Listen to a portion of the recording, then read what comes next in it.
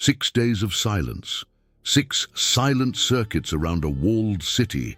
On the 7th day, the priests blew the trumpets, and Joshua opened his mouth.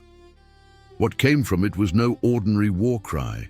It was an order that would forever define what holy war means. And no inhabitant of Jericho survived to tell what happened next. Before you can understand what Joshua commanded, you need to understand what Jericho was. Not the city of the Roman period, not the city the Crusaders found, not the village that exists today in the Jordan Valley. The Jericho of the Israelite conquest was one of the oldest cities on the face of the earth, and that is no poetic exaggeration. It is verifiable archaeological data. The first habitation structures at that site date to approximately 10,000 years before Christ, which places Jericho among the oldest, if not the oldest, continuously inhabited cities in human history. When Joshua arrived with the army of Israel, that city already had a history of 8,000 to 9,000 years. Stack that age in your mind. While the pyramids of Egypt did not yet exist, Jericho already had walls. Location was the reason for everything. Jericho sits approximately 250 meters below sea level at the bottom of the Jordan River Valley in one of the lowest and hottest regions on the face of the earth. In summer, the temperature easily exceeds 40 degrees Celsius in the shade. It seems like a place where no one in their right mind would choose to build a civilization. But there was something there worth more than any climatic comfort: a permanent, abundant, and predictable water source. The spring known today as Ain es-Sultan produced, and still produces, approximately 1,000 gallons of fresh water per minute in a desert environment. Whoever controlled that spring controlled the survival of the entire surrounding region. That transformed Jericho into an inevitable city, into an oasis that every human group with territorial ambitions needed to dominate or destroy. And over millennia, many tried. The archaeological records of the site of Tel es-Sultan, the artificial mound created by the accumulation of layers of civilizations destroyed and rebuilt one upon another, show at least 20 distinct layers of human occupation. 20 civilizations stacked vertically in a mound barely 18 meters high. Each layer represents a people who arrived, built, lived, was destroyed or migrated, and was replaced by another. The city was burned and rebuilt so many times that the very rubble of previous destructions became the foundation of subsequent constructions. When you excavate Jericho, you excavate compressed time. Every vertical centimeter of earth represents centuries of human life, of births and deaths, of conquests and defeats, of prayers to gods no one worships anymore. That is the context you need to fix in your mind before anything else. Jericho was not just any city that an army of nomads decided to attack. It was one of the most strategically important points in the entire ancient Near East, a city that had survived everything time could send. And that had become, over centuries, a fortress refined by generations of defensive engineers who learned from every previous attack. The walls of Jericho in the period of the conquest were not decorative. They were a layered defense system built over centuries of refinement that any general of antiquity would immediately recognize as one of the most serious military obstacles in the region. At the base, a foundation of cyclopean stones, rough, irregular blocks, quarried from the dry riverbeds of the region, too heavy to be moved without the coordinated effort of dozens of men. Each block had to be dragged from the riverbed, probably on wooden sledges with vegetable fiber ropes, with the ground wetted to reduce friction, requiring the coordination of 50 to 100 men per piece. A single block could take an entire day to position. An accident during transport, a rope snapping, a man stumbling at the wrong moment could kill several workers at once. Over that foundation of cyclopean stones, the builders raised an angled revetment, a steeply inclined ramp coated with lime plaster. The incline was not accidental. It was calculated to make any attempt at scaling an exercise in futility. The limestone, polished by weathering and lime, made the surface slippery enough that any attacker who tried to climb would lose traction before reaching halfway. It was not possible to use ladders effectively against such a revetment because the angle prevented the ladder from finding solid purchase. It was not possible to use a battering ram because the inclined surface deflected the lateral impact rather than absorbing it frontally. It was not possible to dig underneath because you would encounter the cyclopean stone of the foundation before reaching anything worth undermining. Above the angled revetment rose the wall proper, made of adobe bricks, clay mixed with straw, molded into standardized rectangular forms and sun-dried. Adobe functions exceptionally well in a dry, hot climate, which was exactly Jericho's climate for most of the year. The bricks were stacked in layers, with clay mortar between them, creating a structure of impressive thickness. At some points, the excavations suggest a thickness of more than 3 meters. Thick enough for guards to patrol the top, with room to move, and for small chambers to be built within the very structure of the wall.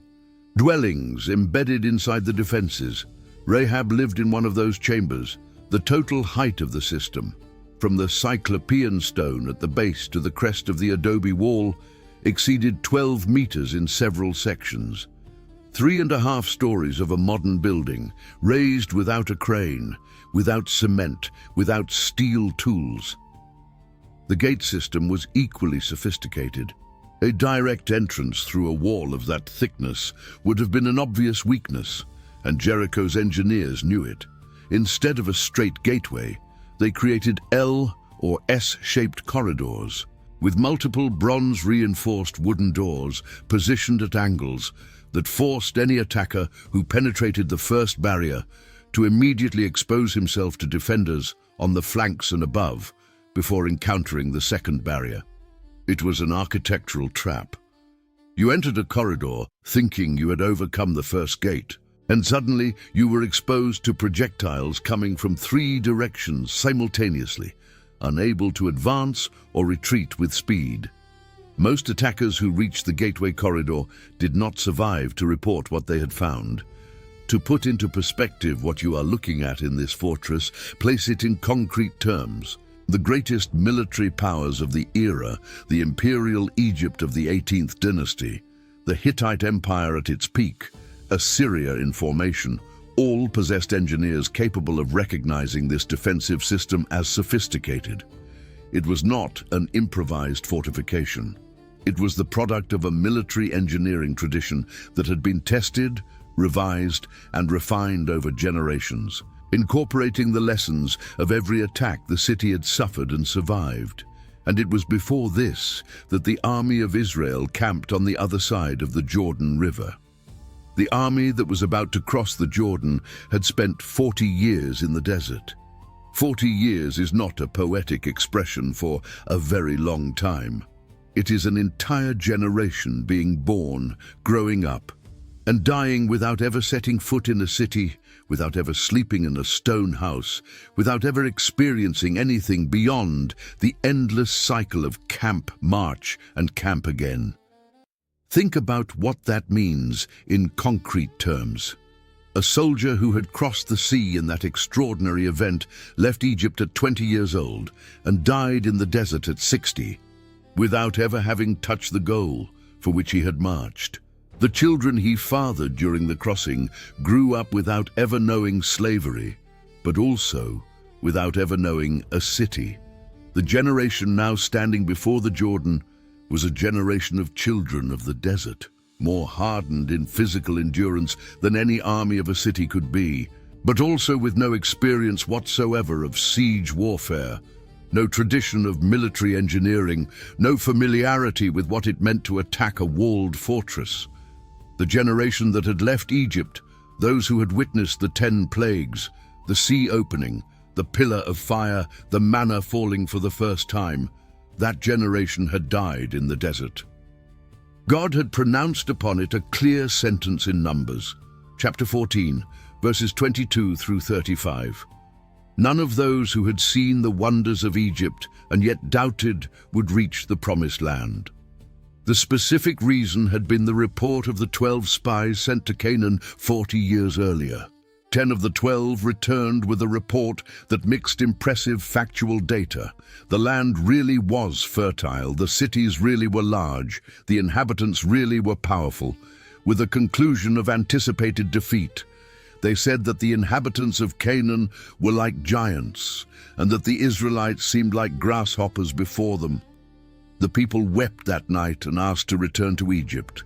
God pronounced the sentence, "This generation will not enter." 40 years in the desert, 1 year for each day the spies spent in the land. Caleb and Joshua were the only named exceptions, the only two who had brought a different report.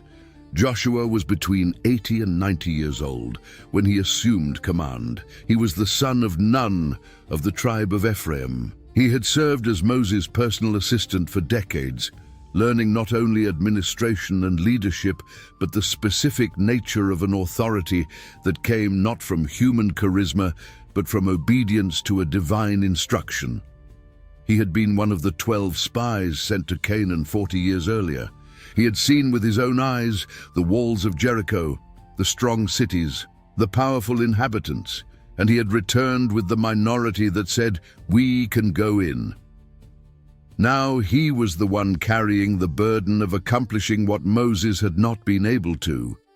Moses had died on Mount Nebo, on the eastern side of the Jordan, after God showed him the entire promised land from a high point. The text of Deuteronomy chapter 34 records the death of Moses with a sobriety that is striking. Moses died there in the land of Moab, according to the word of the Lord, and he buried him in a valley in the land of Moab, opposite Beth Peor.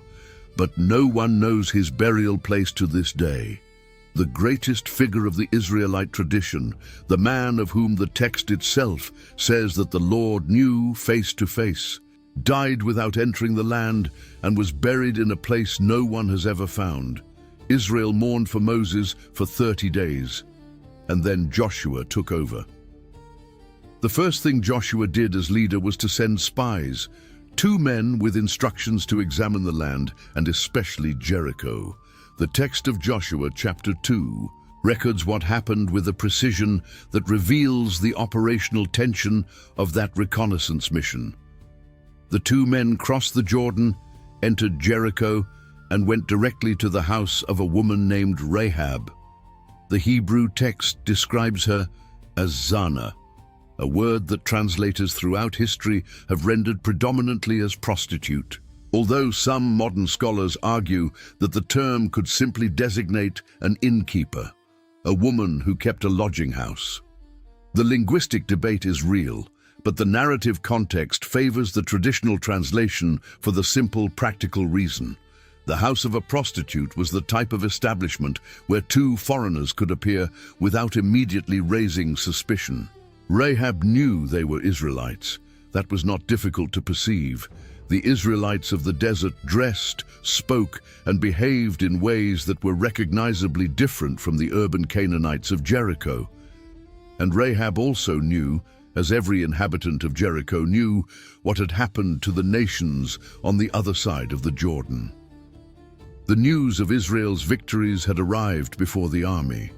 The king of Jericho, with his own intelligence services functioning, received word that there were foreigners in the city matching the description of Israelites, and sent men to Rahab's house to capture them.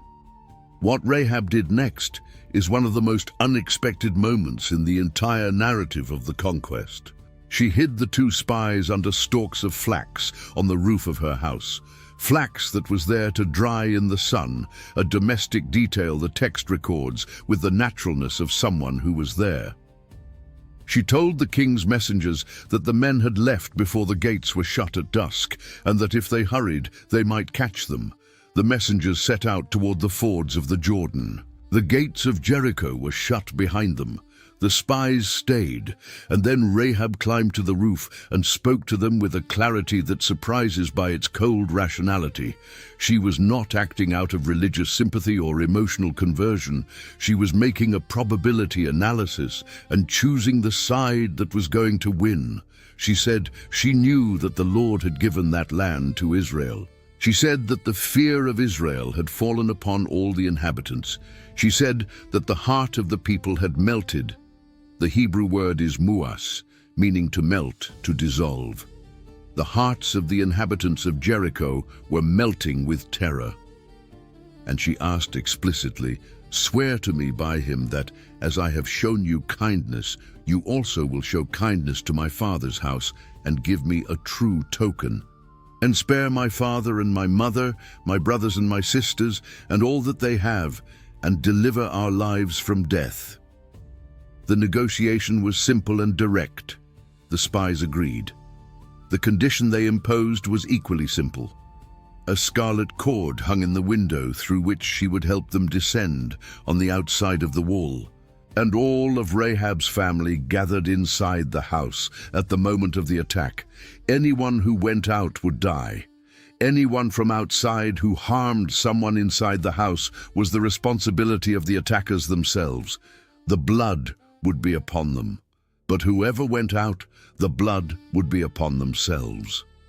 The choice of the scarlet cord has generated centuries of theological interpretation. Red was the color of blood, the color that had already been used in Egypt on the night of the Passover, when the blood of the lamb marked the houses that would be spared. The typological connection is obvious to any reader of the tradition, and it is possible that the text includes it intentionally, but at the immediate operational level, a colored cord hanging in a specific window of an enormous wall was simply a visually identifiable marker visible from a distance, something that an advancing soldier could see and recognize without needing to check address by address. The spies descended through the window with a rope.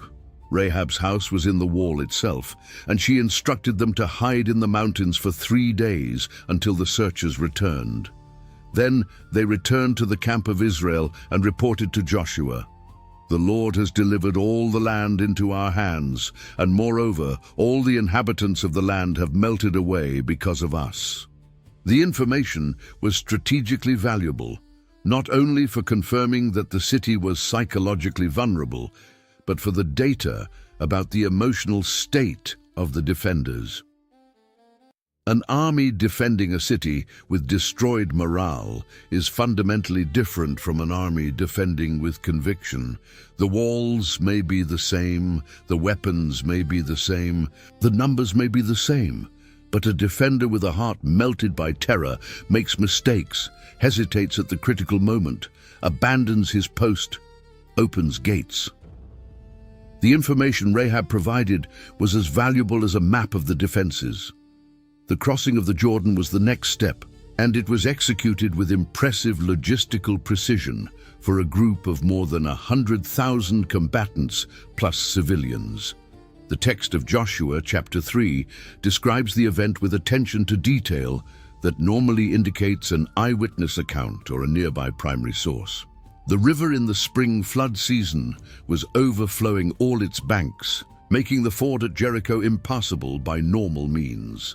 The priests carrying the Ark of the Covenant marched ahead, and when their feet touched the edge of the water, the text says that the waters coming down from above stopped and rose up as a very great heap at Adam, the city that is beside Zaretan. The waters flowing down to the Sea of the Arabah were completely cut off. The people crossed over opposite Jericho on dry ground. Archaeology and the geology of the Jordan Valley offer relevant context here. The valley is an active geological fault zone, part of the Great Rift Valley, where tremors and landslides are recorded throughout documented history. The bank of the Jordan near the city of Adam is composed in parts of clay and soft limestone, highly susceptible to collapse. At least 2 historically documented events have blocked the flow of the Jordan in that region for extended periods. one in 1097 of the Christian era, caused by the collapse of the banks, which blocked the river for 21 hours, and another in 1964 of the Christian era, with a similar duration. The biblical text does not require the event to be explained by geology, but geology demonstrates that the phenomenon described is neither physically impossible nor without precedent in the history of the same place. What is militarily significant is that Joshua crossed with the entire army during the flood, in the period when the Jordan was considered impassable. Any observer from Jericho monitoring the Israelite camp on the other side would have expected the attack to come when the river receded, when the crossing would be logistically simple. Instead, the army crossed when no sensible general would cross. The element of tactical surprise was real, and the psychological impact on Jericho's defenders, who watched a vast army cross a flooded river, must have been considerable. Joshua set up camp at Gilgal, east of Jericho, and there, before any movement against the city, God gave him the instructions for what was to come. The instructions are in Joshua chapter 6, verses 2 through 5, and you need to read them slowly because they are strange in every one of their details. God said to Joshua, "See, I have given into your hand Jericho, its king, and its mighty men of valor. March around the city, all the men of war, going around the city once. Thus shall you do for 6 days. 7 priests shall bear 7 trumpets of ram's horns before the ark. On the 7th day you shall march around the city 7 times, and the priests shall blow the trumpets. And when they make a long blast with the ram's horn, when you hear the sound of the trumpet, all the people shall shout with a great shout, and the wall of the city will fall down flat, and the people shall go up, everyone straight before him." Analyze what that instruction does not contain. There is no mention of siege engines, there are no instructions for building battering rams, assault towers, attack ramps, or mining trenches. There is no strategy for burning the gates or for digging under the foundation. There is no plan for wearing down the defenders through deprivation of water or food. The plan has nothing that any military manual of antiquity would recognize as a method of taking a fortified stronghold. The plan was march, sound ram's horn trumpets, keep silence for 6 days, and on the 7th, shout. The order of silence is one of the most psychologically heavy elements of the entire narrative. Joshua had communicated to the people in Joshua 6, verse 10, "Do not shout or make your voice heard, neither shall any word go out of your mouth until the day I tell you to shout. Then you shall shout." An army of more than 100,000 warriors marching in silence around a city for 6 consecutive days, with only the sound of the ram's horn trumpets breaking the silence. Think about what that meant for the defenders on the walls. They looked down and saw a vast mass of armed men marching in formation, with priests dressed in liturgical garments carrying a gilded ark in the middle of the column, all of this happening in near complete silence. No war cries, no provocations, no communication signals that would allow them to anticipate intent. The silence of a large army is not a neutral silence. It is a silence heavy with meaning that the human mind automatically fills with the worst possible scenarios. Uncertainty is more terrifying than an explicit threat. You can defend against an attack you see coming. You cannot defend against something you cannot categorize. 6 days like that. The city was completely shut. Joshua 6, verse 1 says that Jericho was shut up inside and outside because of the people of Israel. No one went out and no one came in. No exit, no entry, no information, no possible reinforcements. With a silent army marching outside like a ritual whose purpose no one inside the walls could decipher. On the 7th day, the pattern changed. The people rose at dawn, before the sun. The text says, "and marched around the city 7 times instead of 1. If the circumference of Jericho in the late Bronze Age period was approximately 900 meters to 1 kilometer in length, which archaeological excavations suggest for cities in the region in that period, Then 7 circuits represented somewhere between 6 and 7 kilometers of marching on the 7th day alone, after having already marched 6 previous days, in the heat of the Jordan Valley, even early in the morning, in full battle gear, the 7th circuit of the 7th day. The priests sounded the trumpets with a long blast. The text uses the word teruah, which designates a specific prolonged and loud sound, different from the short sounds that had been played during the previous days. And Joshua said to the people, "Shout, for the Lord has given you the city, and the city and all that is in it shall be devoted to the Lord for destruction, it and everything in it." And then came what few popular accounts of Jericho include with the honesty the text demands. The word Joshua used in his order was cherum. In Hebrew, this word designates something radically different from the modern concept of war plunder or even conventional conquest. Cherum is the total consecration to destruction. It is the handing over of something completely to God, placing it beyond the reach of any human use. When a city was placed under cherum, there were no gradations. Everything that breathed died. Everything of material value or belonging to the category of precious metal went to the treasury of the Lord, and nothing was retained for private use. The cherum was not gratuitous cruelty. Within the theological logic of the biblical text, it was the equivalent of a total destruction offering, analogous in some respects to the burnt offering of the sacrificial system, where the animal was completely consumed by fire without anything being reserved for the priests. The entire city was the sacrifice. Joshua chapter 6, verses 17 through 21 says with precision and without softening, "The city and all that is within it shall be devoted to the Lord for destruction. Only Rahab the prostitute and all who are with her in her house shall live, because she hid the messengers whom we sent. But you, keep yourselves from the things devoted to destruction, lest when you have devoted them, you take any of the devoted things, and make the camp of Israel a thing for destruction, and bring trouble upon it. But all silver and gold, and every vessel of bronze and iron, are holy to the Lord. They shall go into the treasury of the Lord." So the people shouted, and the trumpets were blown. As soon as the people heard the sound of the trumpet, the people shouted a great shout, and the wall fell down flat, so that the people went up into the city, every man straight before him, and they captured the city. Then they devoted all in the city to destruction, both men and women, young and old, oxen, sheep, and donkeys, with the edge of the sword. Men, women, young, old, oxen, sheep, donkeys. The language leaves no room for softening interpretation. The cherum was total, and the text affirms that it was so executed. To put into scale what happened inside those walls, you need an estimate of the population. Jericho in the late Bronze Age period was not a metropolis. The excavations suggest a compact-sized city.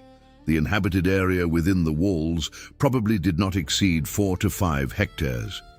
By the standards of Canaanite cities of the time, this corresponded to a population of between 500 and 2,000 people, depending on habitational density and the number of refugees who had withdrawn behind the walls at the approach of the Israelite army. The larger cities of Canaan, Hazor, Megiddo, Lachish, could have populations of 5 to 10,000. Jericho was not large, it was strategic, and that is what makes the event weighty in a way different from numerical scale. It was not a massacre of historically exceptional dimensions in terms of absolute victims. It was a symbolic and theological erasure of a specific city, chosen specifically because it was the first, because it was the key to the territory, because it was the declared entry point of the conquest of Canaan. The question that anyone who reads this text with honesty must face is, why? Not as an exercise in moral relativism, not as an attempt to soften what the text says, but as a genuine investigation into what the entire body of Scripture presents as justification for what happened.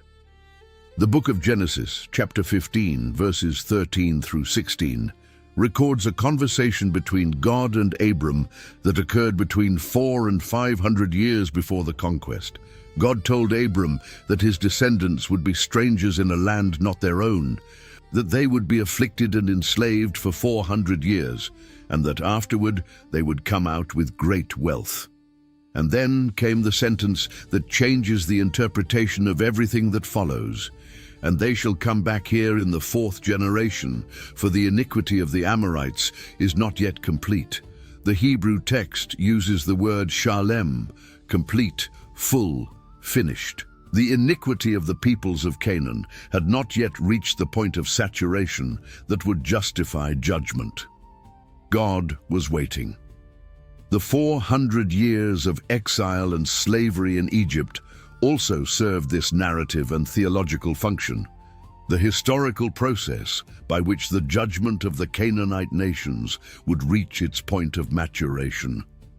4 centuries. That is what the text implies.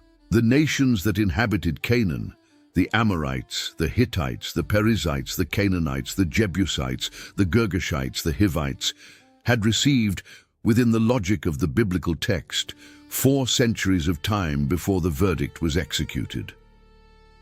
The book of Leviticus, chapter 18, enumerates in detail the practices the text associates with those nations: sexual relations with animals, the sacrifice of children in fire to the god Moloch, an entire religious and social structure organized around practices the text classifies as abominations that defiled the land. The text itself uses a visceral metaphor. The land vomited out its inhabitants because of those practices, just as it would vomit out Israel if Israel did the same. The condition was not ethnic. It was behavioral. The text makes this explicit. Archaeology and the history of the 2nd millennium before Christ in the southern Levant provide context that makes the accusations of the biblical text less abstract. The cult of Baal and Asherah, widely documented by cuneiform texts found at Ugarit and other Canaanite sites, included fertility rituals with cultic prostitution, both male and female, as an institutionalized religious practice. The cult of Moloch, whether Moloch is identified as a distinct deity or as an epithet of Baal, is documented by archaeological evidence of child cremations at sites like Carthage, which was a Phoenician colony that preserved older practices, and by mentions in Akkadian and Egyptian texts. The biblical text is not inventing accusations. It is articulating the judgment of practices that external sources also document. But the biblical text is careful not to turn this into a justification for Israelite moral superiority. The book of Deuteronomy, chapter 7, verses 6 through 8, and chapter 9, verses 4 through 6, are explicit about this. Moses says to the people, "Do not say in your heart, after the Lord your God has thrust them out before you, it is because of my righteousness that the Lord has brought me in to possess this land. But it is because of the wickedness of these nations that the Lord is driving them out before you. Not because of your righteousness or the uprightness of your heart are you going in to possess their land." The distinction is crucial. The cherum was not a privilege of Israel. It was an execution of judgment for which Israel was the instrument. And an instrument that, like every instrument of divine judgment in the biblical text, was subject to the same standard it applied to others. What would come immediately after Jericho would demonstrate that in a brutal fashion. The city fell. The text is specific about the mechanics of the wall's fall. It fell down flat. The Hebrew word takath can mean in place or downward, suggesting a collapse at its own base rather than a toppling by external impact. The army went up, each man straight before him.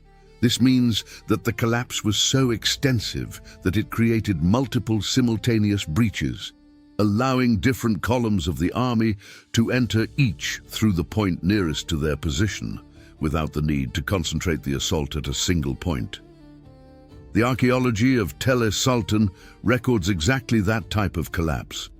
The British archaeologist John Garstang, who excavated the site between 1930 and 1936, identified a destruction layer with specific characteristics he associated with the Israelite conquest. Adobe bricks from the wall collapsed outward from the perimeter, not inward. This detail is archaeologically significant. Walls knocked down by battering rams or by manual undermining collapse inward, toward the side where the force was applied. Walls that collapse from seismic vibration or from sudden failure of the foundation fall outward, following the momentum of the oscillation. The outwardly collapsed bricks of Jericho were physically consistent with the text's description, which mentions no offensive engineering, but rather a collapse that appeared to come from inside outward. The archaeologist Kathleen Kenyon revisited the site in the 1950s and 1960s with more rigorous stratigraphic methodology, and her findings confirmed the existence of a massive destruction layer by fire, with large quantities of charred grain still inside the storage vessels. This specific detail is highly significant. When a city is looted before being burned, the plunderers take the food along with everything else. Grain is a valuable commodity. Finding the charred grain intact in the pots means the city was not looted. It means the fire came before or alongside the taking of the city, without the victors reserving the food stocks for themselves. The cherum would explain exactly this. The instruction was that nothing be retained for personal use. The debate about the precise dating of those layers continues among archaeologists, and it is honest to acknowledge it. Kenyon dated the main destruction layer she found to the Middle Bronze Age, around 1550 before Christ, which would be prior to the conventional period of the Israelite conquest. Later scholars, including Bryant Wood, in his analysis published in 1990 in Biblical Archaeology Review, re-examined the pottery found in the upper strata and argue that it is consistent with a later dating, in the late Bronze Age, more aligned with the period of Joshua. The technical debate is not closed. What is undeniable is that the destruction layer is there, that the charred grain is there, and that the outwardly collapsed walls are there. The execution of the cherum inside the city was swift, at least as the text describes it. The text does not describe organized resistance from the defenders, which is consistent with the information Rahab had given about the moral state of the inhabitants. The people entered, each man straight before him, and destroyed everything. The only specific protection operation the text records is the rescue mission of the two spies. They went in and brought out Rahab, her mother, her father, her brothers, and all who belonged to her, and they brought all her relatives out and put them outside the camp of Israel. The text specifies that Rahab lived in the midst of Israel to this day, which, in the language of ancient texts, indicates that the author knew people who could testify about Rahab's descendants still living in the Israelite community at the time the text was written. The city was then burned. The text of Joshua 6 verse 24 says, "And they burned the city with fire and everything in it, only the silver and gold and the vessels of bronze and of iron they put into the treasury of the house of the Lord." The fire completed the cherum. It consumed what the sword had left. It erased the city not only as a physical structure but as a presence in the world. The smoke rising from Jericho would be visible from a great distance, and the meaning of that smoke would be decoded by every Canaanite city that had sentinels on the walls or travelers on the roads. Then Joshua pronounced the oath. It is recorded in Joshua 6 verse 26, and it is one of the most specific and measurable curses in the entire biblical narrative. "Cursed before the Lord be the man who rises up and rebuilds this city Jericho. At the cost of his firstborn shall he lay its foundation, and at the cost of his youngest son shall he set up its gates." The curse was tied to concrete acts. Laying the foundations would cost the life of the eldest son. Establishing the gates would cost the life of the youngest son. It was not a threat of general destruction of the city if rebuilt. It was a specific sentence upon the builder, with two identifiable milestones and two predetermined prices. 1 Kings chapter 16, verse 34, records the fulfillment with a chilling impassivity. In the days of Ahab, Heel of Bethel built Jericho. He laid its foundation at the cost of Abiram his firstborn, and set up its gates at the cost of his youngest son Segub, according to the word of the Lord, which he spoke by Joshua, the son of Nun. 500 years after Joshua's oath, a man named Heel decided to rebuild the city. He lost his eldest son when he laid the foundations. He lost his youngest son when he installed the gates. The text does not explain the mechanism of the deaths. It simply records the fact as the fulfillment of a word pronounced half a millennium earlier. The immediate aftermath of the fall of Jericho had a strategic effect that the text records with sobriety. Joshua's name spread throughout all the land. Joshua 6 verse 27 says that the Lord was with Joshua and his fame was in all the land. The multiplier effect of the news of Jericho's fall upon the other cities of Canaan was calculable and was probably the most decisive element of the entire conquest campaign. A city that had endured for millennia, with defenses representing the state-of-the-art of military engineering in the region, had fallen without a single siege engine being built in 7 days, with trumpets and a shout. The message for every city to the north and south was simple and devastating. Physical defenses are not sufficient to hold back this army. The next battle, against Ai, would demonstrate the reverse of that. Ai was a smaller and far less formidable city than Jericho, and the text records an unexpected Israelite defeat on the first attempt to take it. The investigation revealed that Achan, son of Carmi, of the tribe of Judah, had taken for himself items from the cherum of Jericho, a Babylonian garment, 200 shekels of silver, and a gold bar of 50 shekels, and had hidden them inside his tent. The text of Joshua 7 is explicit about the causal connection. Israel has sinned. They have transgressed my covenant that I commanded them. They have taken some of the devoted things. They have stolen and lied and put them among their own belongings. The defeat at Ai was not a military defeat. It was the consequence of a violation of the cherum. The same logic that had destroyed Jericho was applicable to Israel. The standard made no distinction of ethnicity. The punishment of Achan was itself an application of cherum.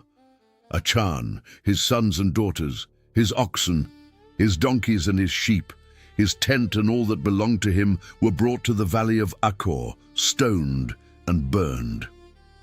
The name of the valley, Achor, trouble in Hebrew, was incorporated into the toponymy of the land as a permanent memory of the event. The survival of Rahab and her family is not a peripheral detail in this narrative. It is a structural fissure in the cherum that the text itself forces you to observe and interpret. The cherum was total, but the cherum had one exception, not based on ethnicity, not based on social status, not based on prior religious observance, but based on a decision made with incomplete information under maximum pressure. Rahab had recognized something, had acted on the basis of that recognition, had negotiated under personal risk, and had fulfilled her part of the agreement. She survived. The text of Matthew chapter 1 verse 5 places Rahab in the genealogy of Jesus of Nazareth, the woman who lived in the wall of Jericho, the only surviving adult of the destroyed city, is in the ancestral line that the New Testament text considers the most important in human history. Rahab bore Boaz. Boaz married Ruth, the Moabitess. Ruth and Boaz bore Obed. Obed bore Jesse. Jesse bore David, and David was in the lineage of Jesus. The city was destroyed. The woman who hung the scarlet cord in the window crossed through time, and the scarlet thread crossed with her. The book of Hebrews, chapter 11, mentions Rahab alongside Abraham, Moses, Noah, and David. By faith, Rahab the prostitute did not perish with those who were disobedient because she had given a friendly welcome to the spies. The text does not soften the description of her. What she was before the choice is not erased. What the choice produced is not diminished. Joshua as a human being, not as a religious icon, but as a man who received and executed that order, is the dimension that most narratives about Jericho simply ignore. Joshua was between 80 and 90 years old when the city fell. He had spent decades serving under Moses, carrying the responsibilities of leadership without receiving the title of leader. He had been one of the 12 spies who saw Jericho 40 years earlier and came back saying that the conquest was possible, while 10 of the other 12 said it was impossible. He had watched the people choose the report of the 10 and reject that of the 2. He had seen 40 years of desert as a consequence of that choice. He had seen Moses die without entering the land. There is, in the biblical text, no record of Joshua's hesitation in the execution of the cherum. This can be interpreted as perfect obedience, as genuine conviction that the judgment was just, as insensitivity forged by decades of leadership under extreme conditions, or simply as the narrative style of the text, which does not enter into the interior psychology of its characters in the way that modern fiction would. The text records the facts. The facts are that Joshua received an instruction, executed the instruction, and afterward pronounced an oath that transformed the location into a permanent memorial of warning. The narrative moves on. What Joshua said to the people before the last circuit of the seventh day goes beyond tactical instruction. In Joshua 6, verses 18 and 19, there is an extension of the instruction about the cherum that reveals the internal logic of the system. But you, keep yourselves from the things devoted to destruction, lest when you have devoted them, you take any of the devoted things and make the camp of Israel a thing for destruction and bring trouble upon it.